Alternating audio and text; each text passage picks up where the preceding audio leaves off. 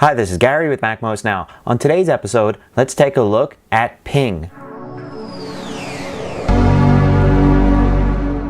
So Ping is the new social network from Apple. It exists completely in iTunes 10, and it's all about music. Let's take a look at what you can do with Ping.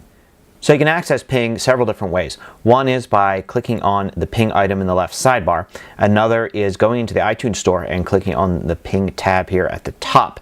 When you first do it, you'll be asked if you want to activate Ping, turn it on, and then you'll be asked to fill out a profile. We'll look at that in a second. Then there's several different pages you can look at inside of Ping. One is my profile here, which lists information about me as I filled it out, including my bio, the music I've listed as liking, and recent activity like people I've started to follow, or comments that I've left, or albums that I've liked, things like that. The main screen for Ping seems to be the recent updates screen. And here it shows recent activity of everybody that you're following, including purchases they've made. And also you see charts on the right, which are made up of songs and albums that people that you are following have bought. There's also the people screen, which has two tabs, people that you follow and people who are following you. There's also the featured screen, which right now just lists a bunch of different featured artists.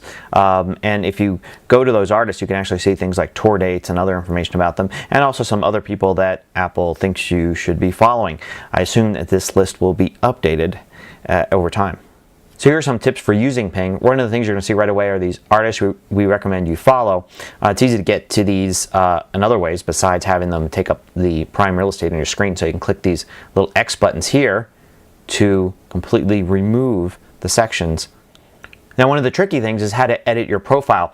Your profile comes up when you initially sign on to Ping, but after you've done that, getting back to your profile can be a little tough. What you need to do is go to your account information, and you do that by clicking on your account name at the upper right-hand corner of iTunes. This is right behind me right now.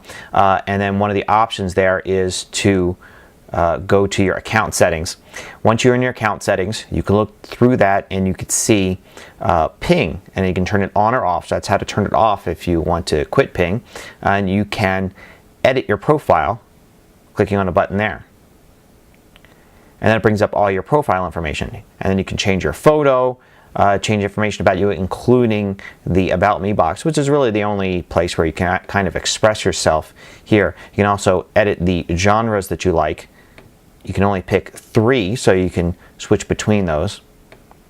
And you can also edit the music you like. You can have it automatically display music you like.